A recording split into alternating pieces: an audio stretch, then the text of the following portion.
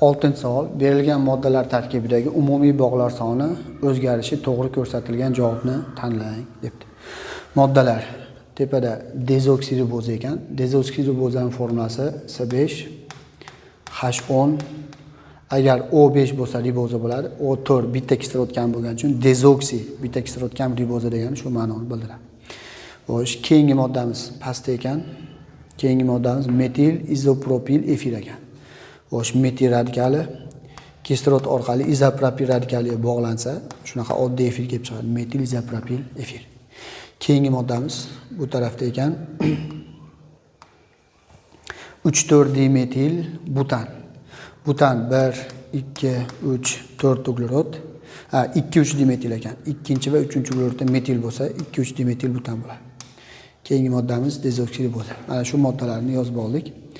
Endi bularning ham qisqa formulasini yozib olsa yaxshi bo'ladi. Mana bu moddamiz uglerodlar 1, 2, 3, 4 ta bo'lgani uchun C4 H10 O bo'ladi. Sabab mana bu izopropil radikali C3H7 7 ta H bor, metilda 3 ta H bor, jami Hlar 10 ta bo'ladi, bitta kislorod.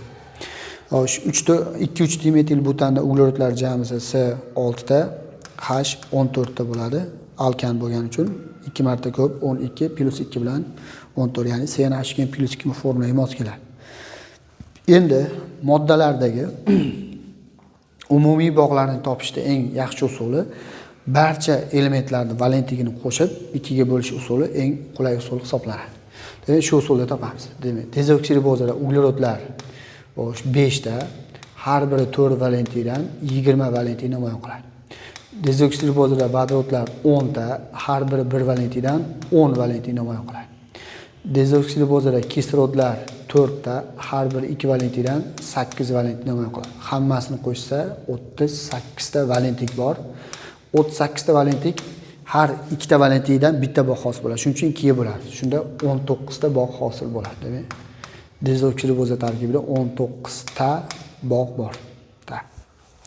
Endi keyingisi metil izopropil efirda esa o'sha uglerodlar 4 ta bor. Har biri 4 valentlikdan 16 valentlik. Vodorodlar 10 ta bor. Har biri 1 valentlikdan 10 valentlik. Kislorodlar bitta bor. 2 valentlikdan 2 valentlik. Hamma valentlikni qo'shsa 16, 26, 28. 28 ta valentlik bor. 2 ga bo'lsa 14 ta bog' bor. Demak, metil izopropil efirda 14 ta bog'lar bor. Xo'sh, keyingi moddamiz 2-3 dimetil butan tarkibida uglerodlar 6 ta, 4 valentlikdan 24 valentlik. Vodorodlar 14 ta, 1 valentlikdan 14 valentlik. Hammasini qo'shsa 38 ta valentlik bor. 2 ga bo'lsa 19 ta bog' bor. Demak, xo'sh, bu moddada 19 ta bog' bor. Endi o'zgarishni yozamiz. Birinchi o'zgarish, ikkinchi o'zgarish, uchinchi o'zgarish. Birinchi o'zgarishda 19 ta bog'dan 14 ta bog'ga o'zgarganda kamayadi bog'lar soni. 14 dan 19 ga o'tganda ortadi ikkinchisi. Bu kamayadi. Uchinchisi esa 19 dan 19 ga o'zgarmaydi.